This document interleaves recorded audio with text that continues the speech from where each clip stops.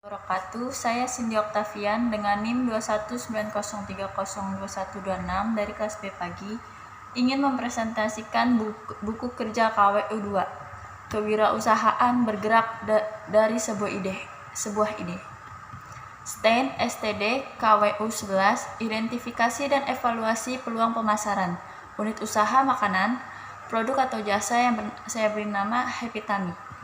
Langkah-langkah 1. Identifikasi peluang pemasaran. Kriteria-kriteria 1.1.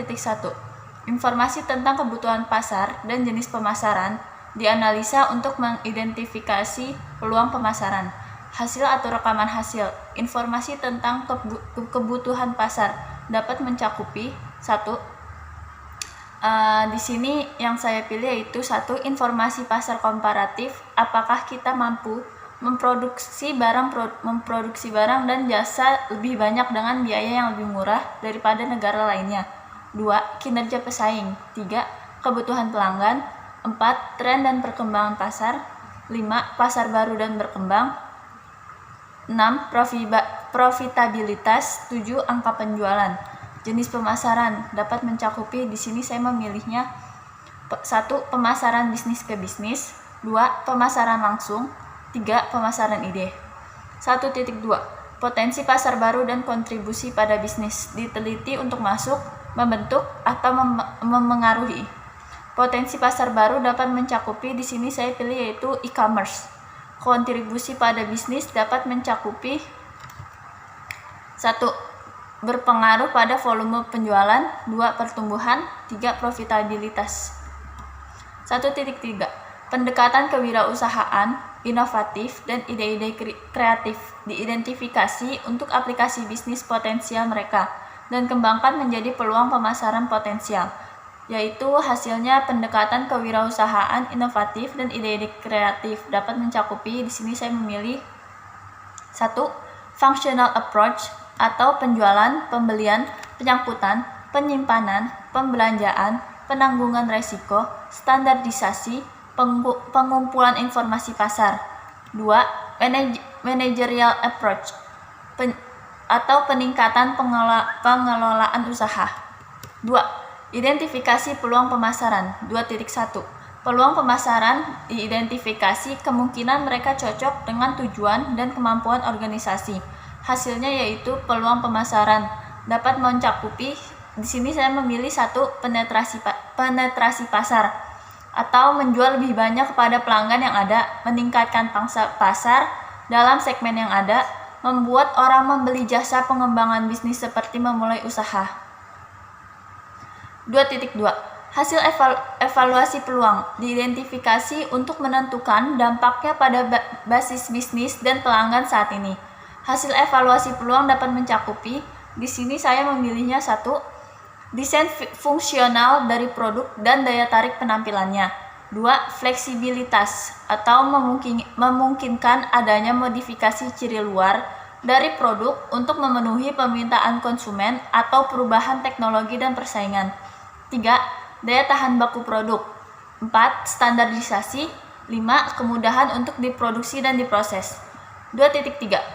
Kelayakan finansial dari setiap peluang pemasaran dinilai berdasarkan faktor eksternal, biaya, manfaat, risiko, dan peluang. Hasilnya yaitu kelayakan finansial dapat mencakupi, di sini saya memilih 1. Faktor eksternal, kode praktik, kebijakan dan pedoman, peraturan, undang-undang yang relevan. 2. Biaya. 3. Manfaat.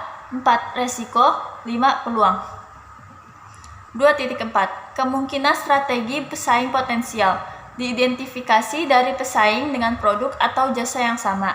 Strategi pesaing dapat mencakupi, di sini hasilnya saya itu memilih 1. Pemotongan harga.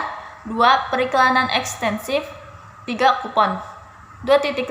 Ranking peluang pemasaran dalam hal kelayakan dan kemungkinan kontribusinya bagi bisnis.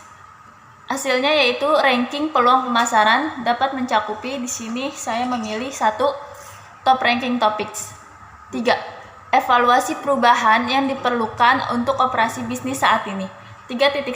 Perubahan yang diperlukan untuk operasi saat ini untuk mengambil keuntungan dari peluang pemasaran yang layak. Hasilnya yaitu perubahan yang diperlukan dapat mencakupi. Di sini saya memilih 1. Perencanaan proyek pemasaran, 2. Infrastruktur teknologi pemasaran, 3. Data pemasaran dan analisis, 4. Kepatuhan dan risiko merek. 3.2. Perubahan organisasi. Untuk layanan basis pelanggan yang meningkat atau berbeda, termasuk penyediaan untuk kualitas layanan berkelanjutan kepada pelanggan yang sudah ada. Hasilnya yaitu perubahan organisasi dapat mencakupi. Di sini saya memilih 1, yaitu struktur fungsional organisasi. 3.3. Perkiraan kebutuhan sumber daya untuk operasi yang diubah. Hasilnya yaitu perkiraan kebutuhan sumber daya. Di sini saya memilihnya yaitu 1. Staf tambahan, 2. Peralatan, 3. Biaya produksi, 4. Biaya promosi, 5. Penelitian dan pengembangan, 6. Pelatihan staf. 3.4. Komunikasi kelayakan. Membuat perubahan pada operasi saat ini kepada pemangku kepentingan utama. Komunikasi kelayakan. Hasilnya yaitu di sini saya memilih 1. Staf keuangan, 2. Staf sumber daya manusia, 3. Manajer, 4. Tenaga pemasaran, 5. Pemilik, 6. Staf produksi. 3.5. Dokumentasi peluang pemasaran yang baru, diidentifikasi dan perubahan yang diperlukan. Sekian presentasi dari saya, kurang lebihnya mohon maaf. Wassalamualaikum warahmatullahi wabarakatuh.